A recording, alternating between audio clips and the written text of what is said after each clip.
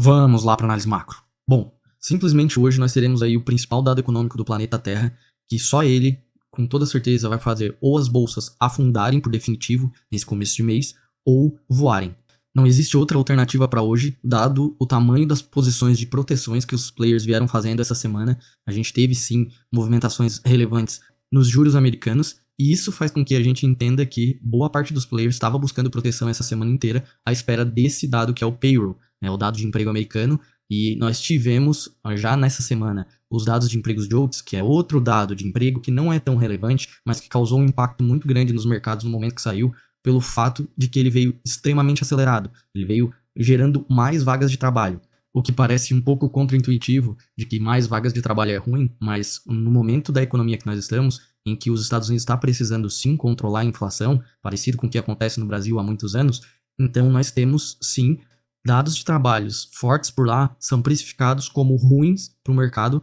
porque dá a entender que o Fed, que é o Banco Central americano, vai precisar sim dar novas altas de juros ainda esse ano para poder manter um controle da inflação por lá, o que automaticamente tende a refletir para a gente aqui no Brasil e para o resto do mundo como um todo. E esse dado que vai sair hoje, que é o payroll, ele tem 3 dados basicamente que são os mais importantes dentro dele. Um é o relatório de empregos, ou seja, a quantidade de vagas de emprego que foi gerada. O outro é a taxa de desemprego, que está nos menores níveis históricos lá nos Estados Unidos. E o outro é o ganho médio por hora trabalhada, o que basicamente dá a entender se está tendo inflação na parte de salário dos Estados Unidos. E tudo isso, obviamente, vai ser olhado num contexto geral, que vai dar a entender se vai ser um dado positivo para a economia, o que reflete com queda da bolsa e alta para o dólar, ou se vai ser negativo para a economia, que mostra que ela está desacelerando, o que reflete, ao contrário, com a bolsa subindo e o dólar caindo.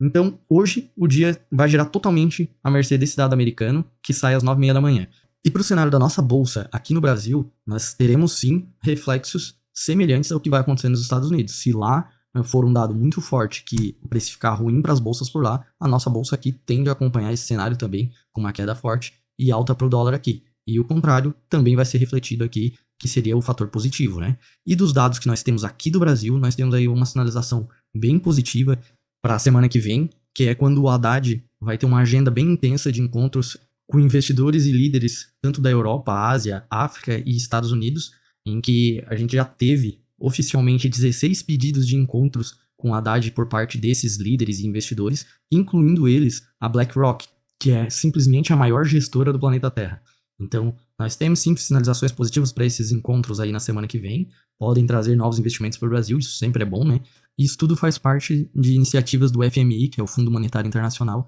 para movimentar as negociações entre países e investidores. E também o que vale comentar é que ontem nós tivemos as decisões de política monetária do Banco Central do Uruguai e do Peru. E ambos, eles reduziram o ritmo de corte de juros. Eles estavam no mesmo passo aqui do Brasil, reduzindo os juros. Um estava reduzindo 0,75 na última reunião, o outro 0,50. E ambos reduziram esse ritmo nessa reunião que teve e falaram que eles dependem dos próximos dados para poder definir as próximas decisões. E, obviamente, né, ambos têm preocupações com o cenário de juros americano, que se mantivermos novas altas para os Estados Unidos de juros, a gente sabe que os emergentes não vão poder cortar os juros tão forte quanto estavam cortando. E falando em emergentes que podem influenciar aqui para o Brasil também, a Índia manteve essa taxa de juros em 6,5% e o presidente do Banco Central por lá mostrou falas mais duras frente à inflação, que ela ainda continua em patamares desconfortavelmente altos, e a surpresa por conta da Índia ficou de que eles anunciaram que consideram a venda de títulos para enxugar dinheiro da economia. Então isso é mais um fator que, se realmente acontecer, pode refletir para a gente aqui no Brasil. E já para dar o panorama da Ásia, hoje de madrugada a gente teve as bolsas asiáticas fechando no positivo, lembrando que hoje é o último dia de feriado lá na China, então segunda-feira ela reabre e aí sim vai começar a mexer mais para o cenário brasileiro por conta do peso que a China tem no cenário asiático. E na Europa, nós tivemos 2 fatores que estão fazendo as bolsas subir agora durante a madrugada e podem refletir para a gente aqui no Brasil. Um é a encomenda da indústria da Alemanha, que saltou muito mais do que era esperado, o que dá a entender que a economia da Alemanha pode estar se reerguendo, e também o fator de que a Rússia voltou a permitir a exportação de diesel. Esses são fatores que provavelmente refletiriam positivo para a gente aqui no Brasil, só que hoje os mercados vão ficar de olho para o dado do payroll americano, que aí sim vai dizer se as bolsas vão poder subir e recuperar essa queda dessa semana ou se vão afundar muito mais.